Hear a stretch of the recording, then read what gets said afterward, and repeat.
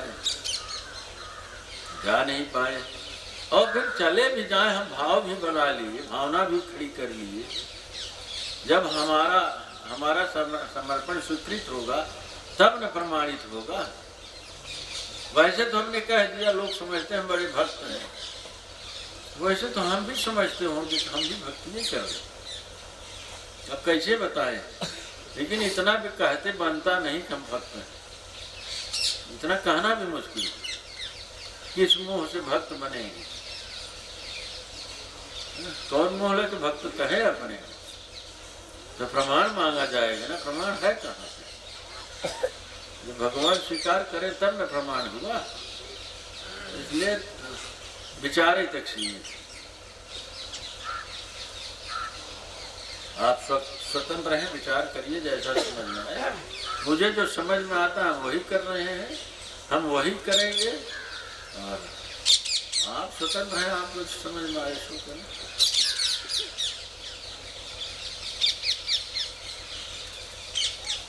हम यही सबसे बड़ी सेवा भी मानते हैं आपकी।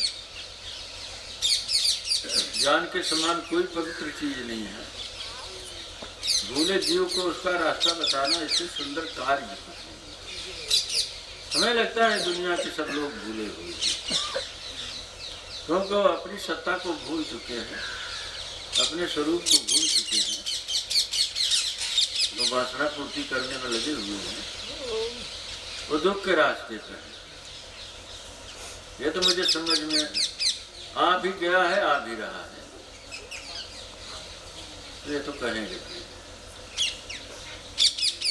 बतिया आप लोग जाने, क्योंकि आप कम समझदार थोड़े ही हैं।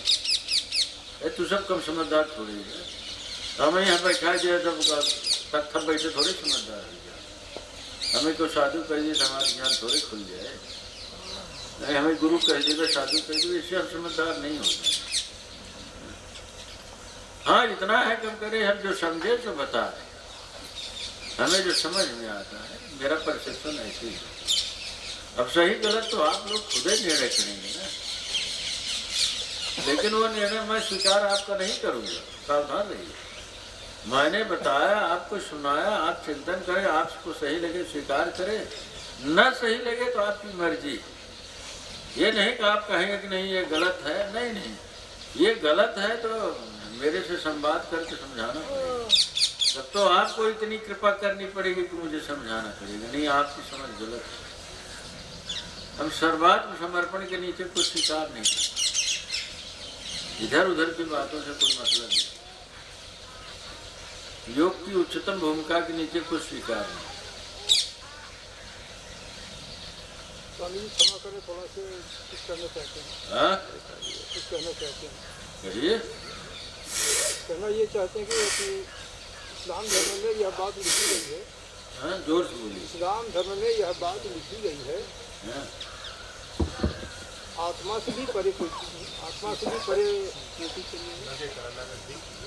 आत्मा से भी परे यानी रूह से परे। उसका सेंटर से फिर बताइए नहीं चल ही नहीं रहा। हमारा इसका बैटरी डाउन।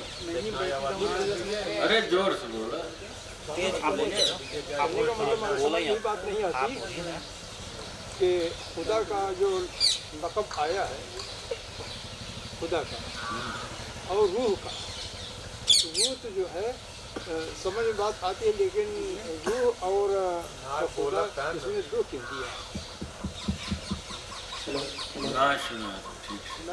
आत्मा और आत्मा। अरे यार, तू तो नवाज बोला, तू कहाँ बात करती नहीं बोले बात कर। मैं पकड़ता हूँ। कहने का मतलब यह है कि एक रूह की बात आती है और एक खुदा की बात आती है।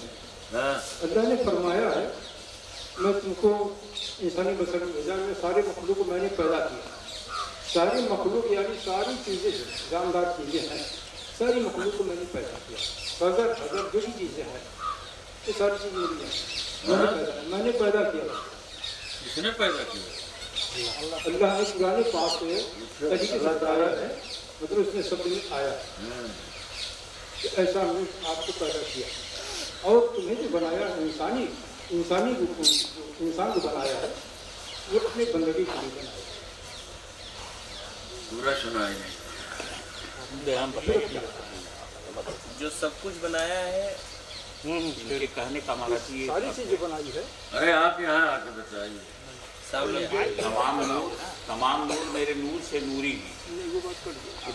यहाँ देखिए ऐसा है ना कि जो कुरान वगैरह में मिलेगा वो आप एक बात सुनिए, रुकिए।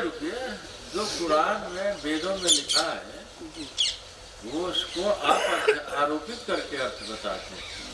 किसी से समझ में नहीं आ रहा। न तो ये नबी है न तो ये पैगंबर है, इन्होंने कुरान को कैसे समझ लिया, कैसे समझा जा सकता नबी के द्वारा, है? कुरान के द्वारा और नबी के द्वारा। कुरान को आप कैसे समझ सकते हैं?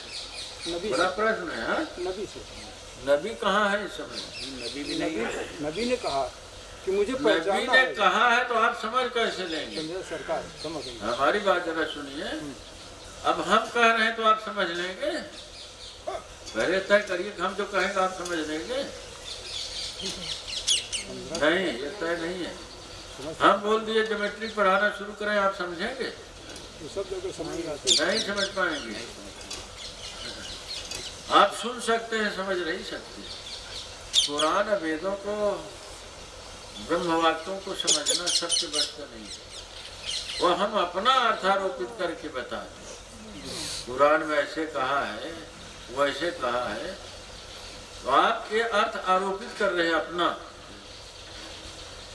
इसीलिए कल खड़े होकर बताइए। क्योंकि वैचारिक रूप से कह रहे हैं महाराज वाली बात बोलिए ना।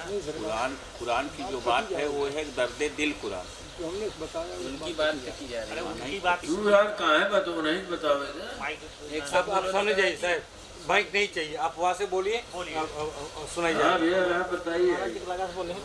खुदा और रूह दो हैं, बताइए ना जाके। हाँ, खुदा और रूह, नहीं खड़े होके यहाँ पे जाइए। नहीं ठीक है बताइए। खुदा और रूह हाँ, दो चीज बताई है पुरानी अच्छा। बात में। हाँ। ऐसा क्यों? खुदा रूह की और अगर हम पूजा करें तो खुदा की बात तो खत्म हो जाती है। सुनिए, खुदा को डिफाइन करिए, रूह को डिफाइन करिए, तब बात होगी। ऐसे नहीं। कोई मुस्लिम विद्वान को बुलाइए, कोई हो आपकी जानकारी, वो कहिए को रूह को डिफाइन करे और खुदा को, तब ने भेद सिद्ध होगा। ऐसे थोड़ी होगा। कई लोगों से मैंने पूछा, लोगों से नहीं, आलिमों से जो कि पढ़े, हाँ तो आलिम जो है उससे बुलाइए। जो कुरान के मुतवल्ली हैं, मतलब हाँ जो है हमारे यहाँ पंडितों की तरह है ना। बस वैसे क्या बताएं वो? तो उन्होंने बताया कि बहुत ज़्यादा जो है खुदा का हुक्म ही रूह है। खुदा का हुक्म ही रूह है, यानी इसकी पावर। खुदा का हुक्म रूह है। जी, जैसे जैसे आदम को पहला इंसान बनाया और खाकी डाली गई, उस खाकी में रूह डाली गई। माने पहले पुतला बनाया गया। पुतला माने जिस्म, जिस्म माने शरीर, वो बनाया गया। और उसमें कुरान पाक में यह है कि उस जिस्म के अंदर और रूह डाली गई, खुदा की रूह डाली गई, तब जाकर उठकर वो बैठ गया। हमारी बात आप सुन रही हैं। देखिए, हम आपकी तरह कुरान को, वेद को नहीं स्वीकार करते। हम आपकी तरह कुरान को, वेद को, नबी को, खुदा को नहीं मानते। आप ये भी सतर्क रहिए ना। हम आप जिन अर्थों में खुदा को, अल्लाह ताला को हम नहीं स्वीकार करते। हम जैसे स्वीकार करते आइए उस पर विचार करें पहले आप। वो शब्द स्वरूपी है अल्लाह, वो शब्द रूप है अल्लाह, उसे अमीन कहते हैं आप। हाँ, शुद्ध शुद्ध। हैं? ठीक है, सब अमीन से, शब्द से सूरत आई है, शब्द से सूरत आई है जिस्म में। हमारे यहाँ उसे घट कहा जाता है। वो शब्द से सूरत उतरी है घट में, जिस्म में। जिस्म माने आप इसे कह रहे हैं, मैं इसे नहीं, 6 शरीरों का समूह जो है उसमें उतरी है। ये केवल ये नहीं, इसे तो पिंड कहते हैं। हमारे यहाँ भेद किया गया है, ये पिंड है, इसके नीचे पिंड है, आज्ञा चक्र नीचे पिंड है, इसके भी ऊपर 4 अंगुल ब्रह्मांड, 8 अंगुल, फिर 8 अंगुल के ऊपर सत्यलोक है। नहीं समझ रहे? वो जो रूह आई है, रूह माने वो शब्द से उतरने वाली चैतन्य की धारा, जिसे सूरत कहते हैं संत मत में, वो उतरी है इस जिस्म में। अब आके वो मूलाधार पे प्राणों से योग करती है कि जीव का निर्माण होता है। या फिर जिसे जाना है उधर आसमान की तरफ, फिर उसे उलट के जाना होगा, उसे इबादत करके जाना होगा। तो आपके यहाँ इबादत दिखा रहे हैं, हम नहीं इबादत मानते उसको, हम उसे इबादत नहीं मानते। हम ये मानते हैं कि जो जहाँ वो चीज़ प्रकट हो गई है वहाँ से कनेक्शन मिलेगा। समय समय पे जो महापुरुष प्रकट हुए हैं, आपके यहाँ के नबी अब नहीं कोई होगा, हमारे हिसाब से जो संत हैं सब नबी हैं। वे भेद को जानते हैं, वो भेद बता सकते हैं, वो पहुँचा सकते हैं। पिंड ब्रह्मांड को पार करके रूह को फिर उसके अल्लाह ताला के हिसाब में पहुँचा सकते हैं। हम आपकी थ्योरी को नहीं स्वीकार करते। नहीं वो हिसाब होगा, उसका मतलब कुछ और है। जो हिसाब तो होता ही है। कयामत माने हम मौत को मानते हैं, कयामत के दिन हिसाब सबका होता है। अब आप कहे कयामत माने सब जब मर जाएंगे, हम कयामत मानते हैं जब मनुष्य की मृत्यु होती तब हिसाब होता है। आप कहते हैं जन्म नहीं होता, हम कहते हैं जन्म सबका होता है, मुसलमान का नहीं है। मुसलमान सब नहीं है, मुसलमान सब नहीं है। मुसलमान का जन्म नहीं होता। हमारे यहाँ का कि निर्वाण होता है, निर्वाण किसी किसी को होता है। जो मुसलमान है उसका तो निर्वाण होगा, जिसकी सूरत फिर वापस हो गई वो तो निर्वाण ही हो गया, जिसका हिसाब किताब खत्म है। हिसाब किताब माने वो कबीरपंथी साधु ने तो कहे कि बंदी छोड़, जिसने कर्म का बंधन काट दिया वो निर्वाण में चला जाएगा, उसका हिसाब पूरा हो गया। अब जिसने बंधन नहीं काटा है कर्म का, उसे आना जाना पड़ेगा। अब कयामत तो मौत ही है। ये कहाँ से इस्लाम वाले ने उल्टा पुल्टा सब पढ़ा दिया। तो वे हम मानते हैं कि समझ नहीं पाए। कुरान पाक में ये भी है, जब मिट्टी को देते हैं तो ये भी कहते हैं कि मिनहा खलकनाकुम फीहा नईदुकुम तारतन उखरा। यानी अल्लाह पाक फरमा रहा है कुरान पाक में कि मैं तुमको मिट्टी में ले जा रहा हूँ और फिर मिट्टी से तुझको निकालेंगे। मिनहा खलकना फीहा नईदुकुम तारतन, यानी फिर तुमको मिट्टी से निकालेंगे। हाँ, जिंदा सही है लिखा है, तब तो सही ही है। मिट्टी से तो सब निकलते हैं। रजबीर सब मिट्टी ही है ना। फिर वो चेतना अंतरिक्ष में जाती है कर्म के हिसाब से, फिर वहाँ से निकलती है फिर आके।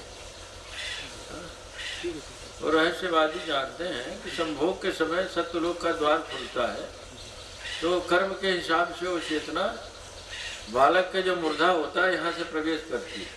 होता ही नहीं, हाँ वही जो संभोग के समय खुलता है स्त्री पुरुष का, तो वो उसमें प्रवेश करती है। रहस्यमय भाषा सब नहीं जानती है। तो फिर अगर वो मिट्टी में मिला तो मिट्टी से फिर जाएगा, वो मिट्टी से तो जाएगा। वो तो गीता वगैरह में ये प्रकरण है। तब अर्थ की व्याख्या कुछ और कर दिया कि मुसलमान का जन्म नहीं होता। अरे सब जन्म होता है। जन्म का मतलब क्या है? तो वेदांतों को हर जन्म नहीं होता। वेदांत कहता जन्म नहीं होता, वेदांती का जन्म नहीं होता। अब बुद्ध को कहा जाता है जन्म स्वीकार करते हैं। क्या कहे वो अम्बेडकर वाले कहा था वो नहीं वहाँ पर निर्माण हुई। वो कुछ जानता ही नहीं रहे अम्बेडकर। बाहर निर्माण ही नहीं, बाहर पर निर्माण कहा। अब यही है असगर अली हमें सुना है, वाली पीर गए खेलत रहे वहाँ कब्रिस्तान में। झाड़ू वाला आए कहे कि उठो उठो उठो भागो, झाड़ू लगे कुल मुर्दे भागे जागे।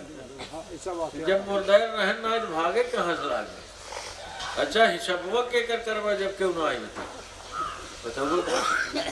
हाँ हम तो यहाँ से बहुत दूर तक मुसलमान फकीरों को खोजा, कोई जवाब नहीं दे। एक फकीर मिले थे लेकिन वो मस्त अवस्था में थे। आए अपने आश्रम पे खाए पिए और चल दिए। बस इतना ही बोले कि एकदम से गहरे डूब जाओ। अगर जानना है तो एकदम से खपा दो अपने को, बस कुछ नहीं। चले गए फिर खाए पिए चल दिए। कुछ बोलबा ही नहीं किए दूसरा वास्ते, दूसरा शब्द नहीं गए बहुत पहले।